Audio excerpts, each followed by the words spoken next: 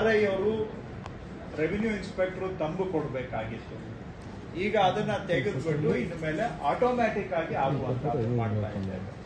So ಇವು ಉದಾಹರಣೆಗೆ ಈಗ ನಮಗೆ ಯಾರೋ ಒಬ್ರು ಏನು ಬ್ಯಾಂಕ್ ಅಲ್ಲಿ ಒಂದು ಸಾಲ ತಗೊಂಡಿದ್ದಾರೆ, ಅದನ್ನ ಅವರ ಡಾಕ್ಯುಮೆಂಟ್ ಅಲ್ಲಿ ಎಂಟರ್ ಮಾಡೋದಿಕ್ಕೆ ಅವರು RI ರೆವಿನ್ಯೂ ಇನ್ಸ್ಪೆಕ್ಟರ್ ಅದಕ್ಕೆ ತಂದು ಕೊಡಬೇಕಾಗಿತ್ತು.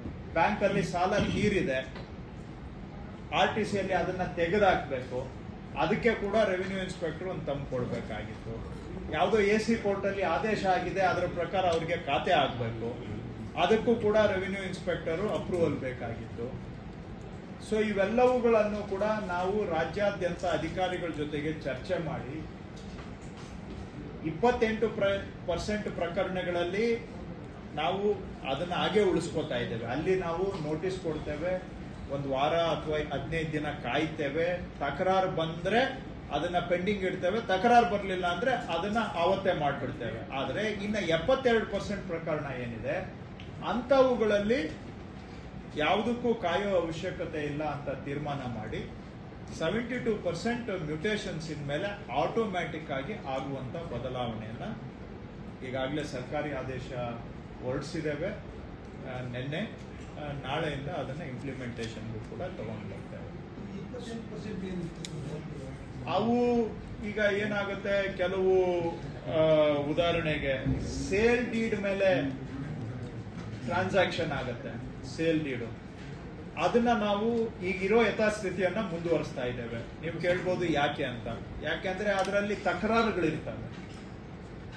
ಯಾರ್ದೋ ಜಮೀನು ಯಾರೋ ಮಾರಿರ್ತಾರೆ ಅಂತ ಇಟ್ಕೊಳ್ಳೋಣ, ಅದು 1% ಇರಬಹುದು, 1% ಅಂತದಾಗೋದು. ಆದ್ರೂ ಕೂಡ ನಾವು ಒಂದು 15 ದಿನ ಕಾಯ್ಬೇಕು. ಅದನ್ನ ಪಾಣಿ ಬದಲಾವಣೆ ಮಾಡೋದಕ್ಕಿಂತ 15 ದಿನ ಕಾಯ್ಬೇಕು. 15 ದಿನದ ಒಳಗಡೆ ಏನಾದ್ರೂ ತಕರಾರು ಬಂದ್ರೆ ಆಮೇಲೆ ಅದನ್ನ ವ್ಯಾಜ್ಯವಾಗಿ ನಾವು ಪರಿವರ್ತನೆ ಮಾಡ್ತೇವೆ. ಆ 15 ದಿನ ನೋಟಿಸ್ ಪೀರಿಯಡ್ ಇದೆ, ಅಲ್ಲಿವರೆಗೂ ನಾವು ವೆಯ್ಟ್ ಮಾಡಲೇಬೇಕು. ಅದನ್ನ ನಾನೇನಾದ್ರೂ ತೆಗೆದು ಬಿಟ್ರೆ ಆವಾಗ ಇವತ್ತು 1% ಇರೋದು ನಾಳೆ 5% ಆಗುತ್ತೆ. ಅದಕ್ಕಾಗಿ ಅಂತವುಗಳನ್ನ ನಾವು ಎಚ್ಚರಿಕೆಯಿಂದ ಹೆಜ್ಜೆ ಇಡ್ತೇವೆ. ಅದ್ರ ಬಗ್ಗೆನೂ ನಾನು ಮಾತಾಡ್ತೇನೆ. ಅಲ್ಲಿ ಆಗಂತೇಳಿ ಪರ್ಮನೆಂಟ್ ಆಗಿ ಏನು ಸುಮ್ಮನೆ ಬಿಡ್ತಾ ಇಲ್ಲ. ಆಮೇಲೆ ಕೆಲವರು ಗಿಫ್ಟ್ ಡೀಡ್ ಮಾಡ್ತಾರೆ, ಅಂತವುಗಳಿಗೂ ಕೂಡ ಒಂದು 15 ದಿನ ನಾವು ವೇಟಿಂಗ್ ಪೀರಿಯಡ್.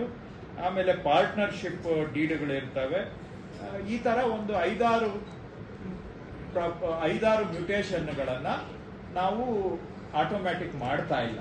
ಎಲ್ಲಿ ಸಮಸ್ಯೆ ಬರಬಹುದು ಅಂತವುಗಳನ್ನ ಆಟೋಮ್ಯಾಟಿಕ್ ಮಾಡ್ತಾ ಇಲ್ಲ. ಒಂದು ಸೇಲ್ ಡೀಡು, ಇನ್ನೊಂದು ಗಿಫ್ಟ್ ಡೀಡು, ಇನ್ನೊಂದು ಪಾರ್ಟಿಷನ್ ಡೀಡು, ಇನ್ನೊಂದು ಇನ್ಹೆರಿಟೆನ್ಸ್, ಇನ್ನೊಂದು ಸಿವಿಲ್ ಕೋರ್ಟ್ ಅಲ್ಲಿ ಆಗಿರ್ತಕ್ಕಂಥ ಆರ್ಡರ್ಸು, ಆಮೇಲೆ ವಿಲ್ಲು, ಆಮೇಲೆ ಮೈನರ್ ಗಾರ್ಡಿಯನ್. ಅದು ಏನು ಇಂಪಾರ್ಟೆಂಟ್ ಏನಲ್ಲ.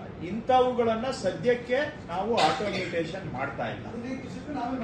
ಹೌದು, 15 ದಿನ ತಕರಾರು ಬಂದ್ರೆ ತಕರಾರಾಗಿ ಪರಿವರ್ತನೆ ಆಗುತ್ತೆ. ಅದು ಇಲ್ಲ ಅಂದ್ರೆ ಅದನ್ನು ಕೂಡ ಹೇಳ್ತೇನೆ, ಅದ್ರ ಬಗ್ಗೆನೂ ನೆಕ್ಸ್ಟ್ ಹೇಳ್ತೇನೆ.